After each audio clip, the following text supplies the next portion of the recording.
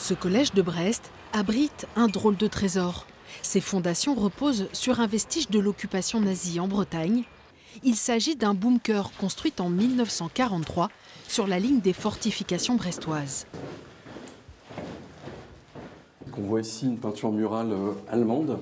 5 minutes pour le temps, c'est un soldat, ponctualité, et un personnage ici, un soldat qui traîne du pied. Sa localisation lui a évité les pillages et a permis une conservation quasi parfaite. Ce qui est chouette ici, c'est qu'on a un site qui est fossilisé. On a le système de ventilation, on a le poêle qui est en place, tu as carrément les couchettes avec des peintures murales. On retrouve là en fait le boîtier de connexion téléphonique avec encore en place les numéros de ligne. On voit les numéros, le 284 ici.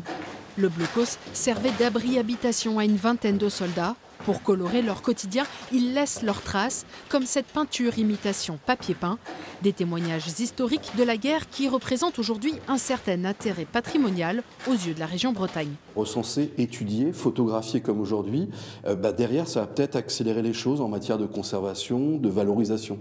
Mais c'est essentiel d'avoir une approche scientifique pour comprendre justement, on voyait dans ce bunker des plaques constructeurs, ça nous rappelle la collaboration, la construction, le contexte historique. Et c'est tout ça qu'apporte en fait l'inventaire du patrimoine. À quelques kilomètres de là, le bunker de Plougonvelin, lui, domine le panorama. Depuis 9 ans, le lieu accueille les visiteurs, près de 45 000 l'année dernière. Un succès pour cette initiative privée de 2 passionnés. Alors du coup, là, vous vous trouvez dans le casernement type d'un bunker allemand. Ici, ça, c'était une chambre pour 12 soldats de l'artillerie côtière. Et donc là, on a recréé vraiment des scènes de vie.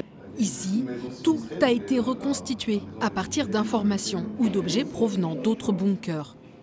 On a passé 2 années à rénover ce blocos. Il n'y a pas du tout d'aide publique, donc il faut y croire, mais c'est important qu'il y ait des projets de ce style-là pour entretenir la mémoire et préserver le patrimoine local, quoi.